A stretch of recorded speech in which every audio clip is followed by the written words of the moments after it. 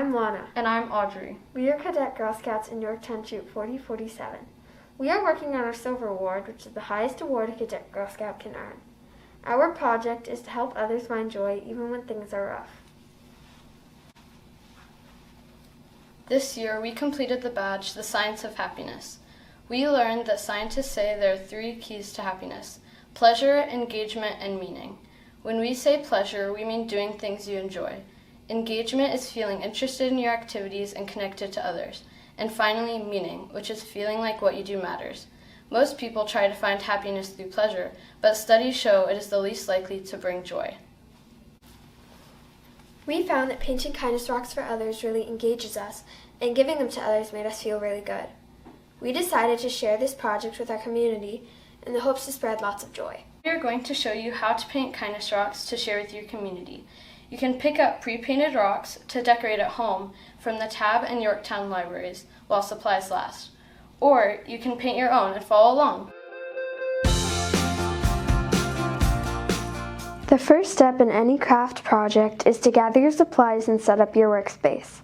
For this project, you will need a grocery bag or newspaper to cover your table, a smock or something to cover your clothes, rocks, acrylic paint, a paintbrush, a paper plate, a tray lined with wax paper, paint pens or Sharpies, and spray sealant or Mod Podge.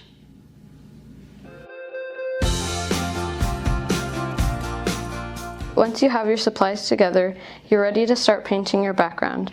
Put out your placemat and cover your clothes with your smock. Squirt paint onto your paper plate and begin painting your rock.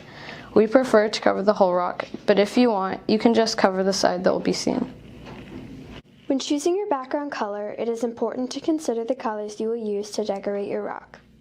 For most decorations, a light-colored background will make it easier to see your decoration. Depending on thickness of your paint and its color, you may need 2 coats. We recommend letting your rocks dry for 2 to 4 hours. If your paint is really thick, it may take longer.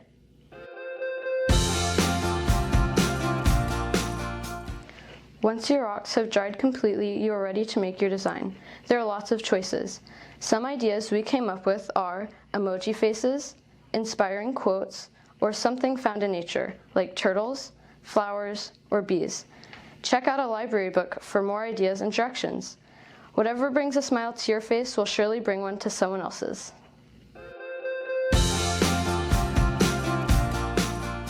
We will show you how to paint a Be Kind rock. Test out your design on some scratch paper. When you're happy with what you've drawn, it's time to put it on your rock. Sketch it out lightly in pencil first, and go over it in marker or paint. This way, you won't make mistakes in ink or run out of space. We started with writing the words Be Kind spelled B-E-E to make a silly pun. Next, we made a black oval for the bee's body and drew 2 rounded stripes across one end of the oval. We added a smiley face to the front of the oval. We then added 2 small teardrop-shaped wings on top and a small stinger to the back. You can make a dashed flying trail if you want.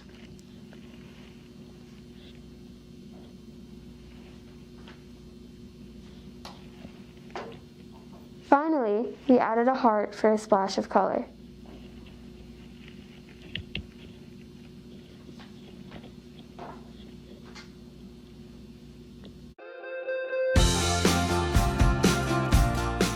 Once your design is completely dry, it is important to cover the rock with sealant so the paint doesn't fade or run in the weather.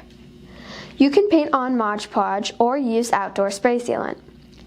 It is important that you cover the entire rock, otherwise moisture will seep in from the back and ruin your design.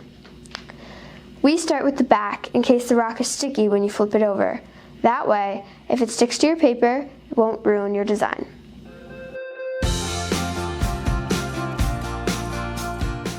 Once you're completely finished with your rock, we encourage you to place it back in Tab Library's Kindness Rock Garden for someone else to enjoy. Remember, research shows that meaning, which is feeling like what you do matters, brings the greatest sense of joy. It really is better to give than to receive. Have fun!